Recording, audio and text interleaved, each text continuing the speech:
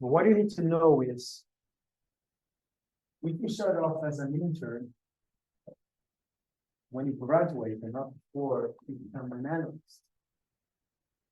And then you start as an analyst, you're gonna, today in this market, you're gonna stay 3 years, that's for sure. In the bull market, you might get an early promotion. But today you're gonna stay there 3 years. Inside as first year analyst, you go to a second year analyst, you go to as a third year analyst, and analysts are analysts, we don't care if you're a first year or third year. What happens is, if you're a good third year analyst, you're gonna assume new responsibilities. At that point, you're good in making a good run evaluation. You're good at putting together a PowerPoint presentation. So at that point, you are already functioning as an associate. Once all your peers sees you as an associate, they say, this guy is good, this guy's good, the one here working on my deal. That's when you get promoted, not before.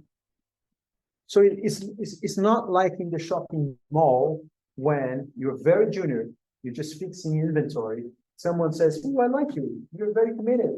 Why don't you become a salesperson? And then you stop doing inventory and you go to the front of the store and now you become a salesperson.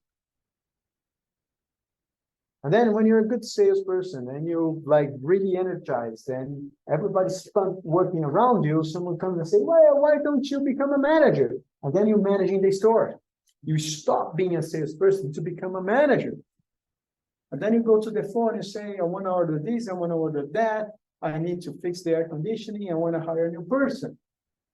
There's no such thing in investment banking. Investment banking is a quite linear career. You start working, you start getting better, you assume new responsibilities. When you figure out you're already an associate, good for you, then you get promoted, and then you keep working as an associate. You work your ass off, and then you assume new responsibilities, and then people realize, oh, this guy is working and he's functioning as a vice president.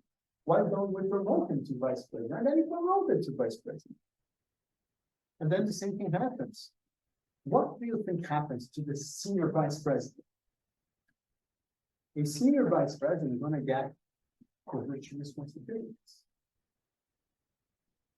Hey, dude, why don't you take my 5 lousiest clients, those guys that I don't have time to cover, they will generate peanuts as investment banking fees, and they're yours. Let's see how you handle them. So if you manage to get any fees out of them, then you're a director. Congratulations. And then you continue growing as a director, you make just new responsibilities, you get coverage responsibilities, responsible for a client, for a sector, for a product. And then at some point, if you're making $10 million per year, you have a chance of becoming a managing director. And it's very tough to become a managing director because managing director positions in a global bank, they're managed globally.